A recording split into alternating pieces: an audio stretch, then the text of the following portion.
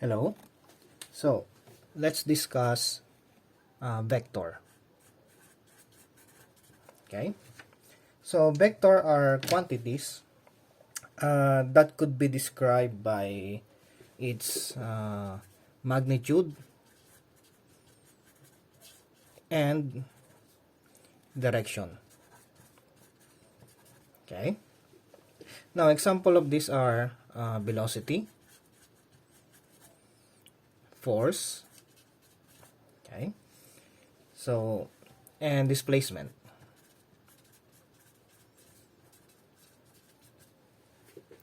Now, contrary to this one, of course, you have the magnitude and direction.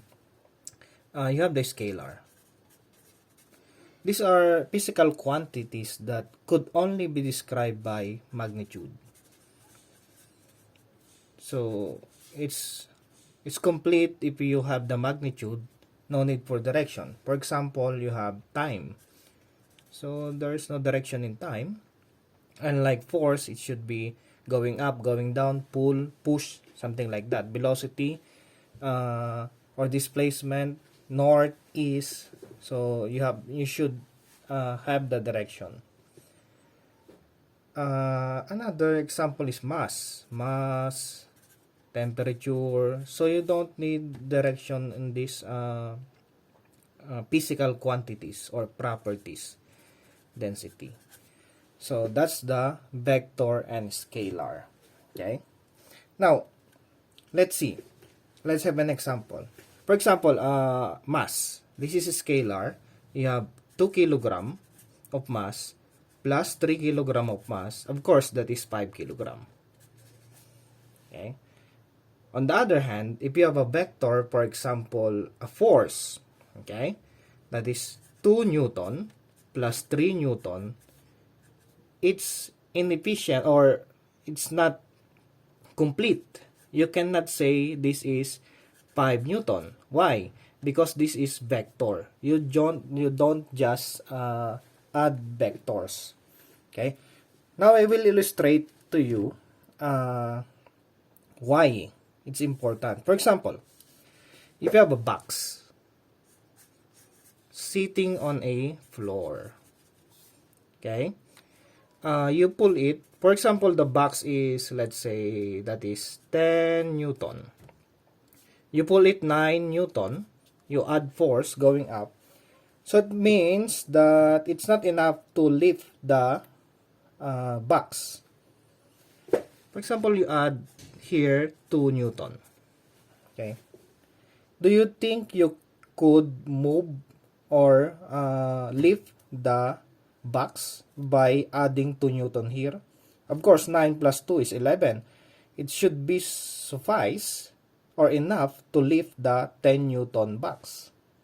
Okay? Now, if I have here the same box, 10 Newton, and I add 9 or pull it by 9 Newton and another by 2 Newton, of course, this will go up. Like that. Okay? So, see the difference? I only change the direction of 2. So, this is vector. You cannot say this is 9 plus 2 equals 11 Newton. That is not enough. So, you need the direction. Okay? So, that is important. Now, let's discuss displacement, which is actually a vector. Okay? Just a start, let's discuss displacement. Okay? What is displacement? For example, you walk in a, let's say, like this manner. Okay? From, this is the start, and you end here. Now, the distance traveled is this green path. But, when you say displacement, it's actually the straight line from the start to end. So, this is the displacement. That is a displacement. Okay? So, there's a difference. Now, the displacement, uh, again, the distance is this path, green path. Then the displacement from point start to the end. And of course, you need a direction and magnitude. Let's say this one is 10 kilometer, and the direction from start to end, let's say that is 50 degrees. Okay, so that is displacement. That's different from distance traveled. Okay, so you should have the magnitude and the direction. Now another one is if you walk from start, go like this, then you end up the start. So you have a distance traveled, a long distance, but the displacement, since they are at the same point, the start and the end is at the same point, then your displacement is 0. Okay? Or to simplify, you walk from east 10 meters, then you go back 10 meters, your displacement is 0. Or 10 meters, then you go back 5 meters, your displacement is only 5 meters. But the distance traveled is of course 15 meters. I hope that will clarify, okay, some of the misconceptions. Now let's go to notation. Vector notation. How can we identify if the symbol is vector or scalar? Usually, you can put it, you have a arrow at the top. Okay. Or, you could have a bold letter A. But this is inconvenient, especially if you're writing by hand. If you have computerized, it's okay. So usually, they do it like this. Sometimes, for me, I make a shortcut. I will make that one. But mathematically, this is a segment. So anyway, I'm not very strict with notation. But again, there's a difference between scalar notation and vector notation. So just be careful about that. Okay. Now, let's have some directions. That's very important. Now, you have the Cartesian plane. What is Cartesian plane? So, this is the x and y plane. Okay. And sometimes this is moving. Okay. Then you have here a force. For example, this one force. Okay.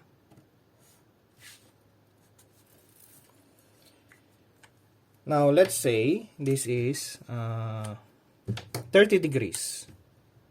30 degrees from east. Usually, in displacement, you have east. This is, of course, north. This is south. And this is west. Okay? When you have a force, let's say 5 kilometer due 30 degree due east. That's not complete. You have to say it like this.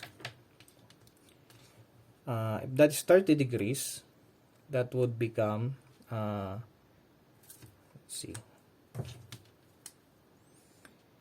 5 kilometer, 30 degrees, okay, 30 degrees, that is south, or sorry, this is the east, going up, that is north, so north of east. Okay, 30 degrees north of east. Now, sometimes,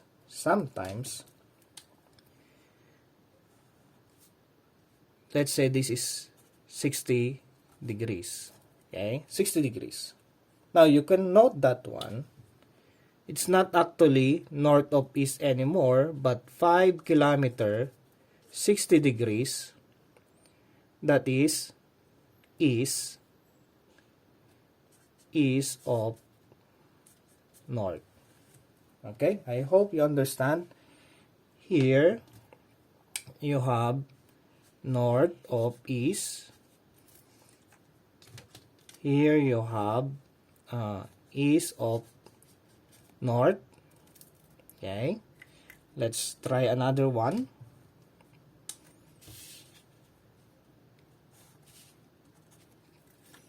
So if your notation is here, this would be west of north. Okay, if you're here, that would be north of west. So let's try another one. This would be south of west.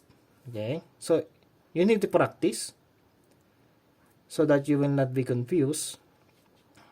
Then this one is west of south. This one is east of south.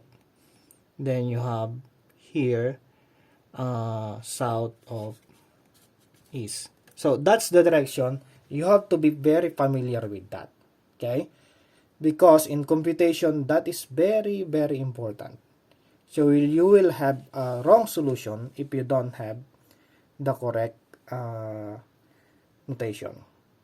Okay, you can ask questions in the messenger, or I usually respond in messenger. In the private message in the Google Classroom, I seldom see that because that is not convenient for me. So if you have any questions, you can message me in my messenger. If you don't have messenger, you can send it through my email. Okay, now what's next? Let's see. Now this is important also. Without the south or west or north or east, you can have this one. This is very important. Also, if you have your AutoCAD, I think you're done with your AutoCAD. This is the standard notation.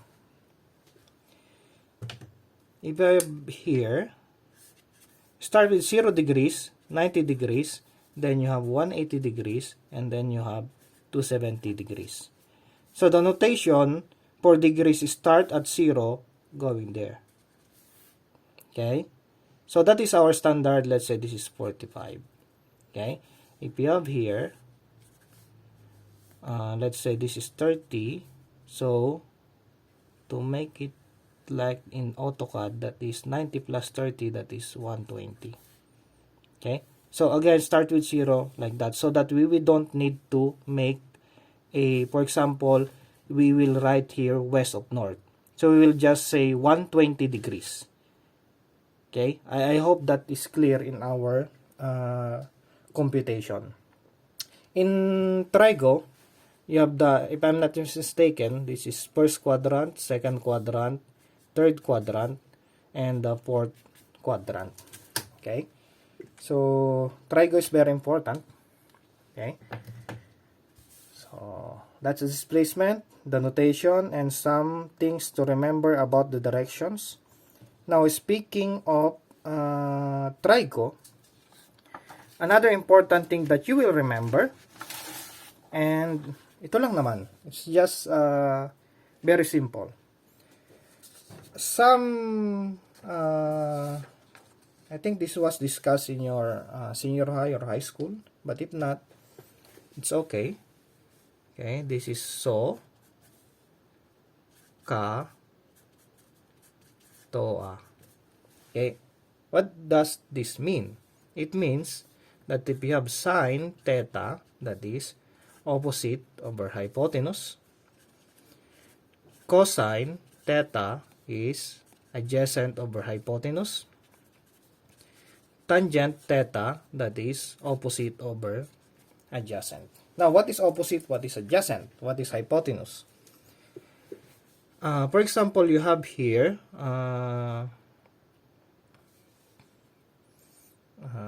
triangle like that. Okay, it's important that you know the theta. Okay, take note of theta. This is like an eye. If you're looking at this one, this side would become opposite. This one is the adjacent, meaning adjacent, katabi. Okay, and this is the hypotenuse. Okay, so if you want to know the theta and given the two of this one, for example this one, use the sign. Sine theta equals opposite over adjacent. Okay. Now, this is also important. How about if my triangle or theta is here? Sometimes they equate that this as y and this is x. That is okay, but this is applicable to this drawing only. So this is not applicable to this one. Why? Because if you're looking at this will become opposite, this will become adjacent, and this will become hypotenuse. Now, take note, this is x and this is y. So, depending on your drawing, so don't make this as y over h and this one is x over h. Don't do that. Okay? This is only applicable to this one. If your drawing is this, okay, that's the problem. So that is the important part. The next video, we will have the vector addition. Okay? See you in the next video.